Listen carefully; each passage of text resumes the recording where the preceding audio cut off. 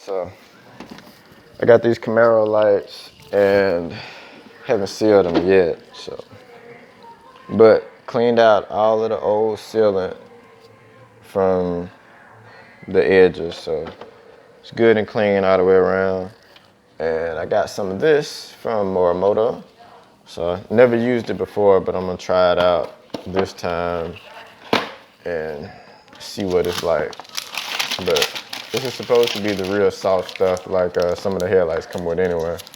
And it's real sticky already. But you just peel off what you need, lay it along the groove, heat everything up, and press it back together. And it should be a good seal and easy to pop it loose if you ever need to do it. So let me try to lay this out real quick.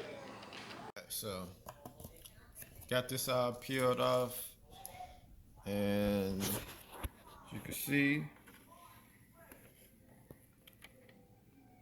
you got one solid piece all the way through the whole setup. So what I'm gonna do now is put this back on here, and it's barely gonna go down. I'm gonna heat everything up till it gets real soft and kind of melted. And then I'm just gonna press everything together, and once the glue kind of settles, it'll be sealed. All right, and just like that, I believe I'm good. It squeezes together pretty good. And once you heat it up, I did it with a heat gun.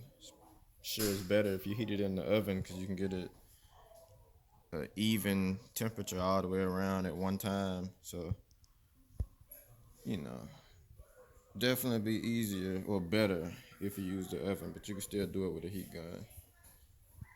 And I still gotta heat it up a little bit, kind of bend some of these tabs back a little bit better to get back into a factory position. But overall, I believe it's good, and it was thick enough all the way around, so it's a full seal everywhere. So, yep, not bad. Just take a couple minutes, but yeah, pretty good stuff.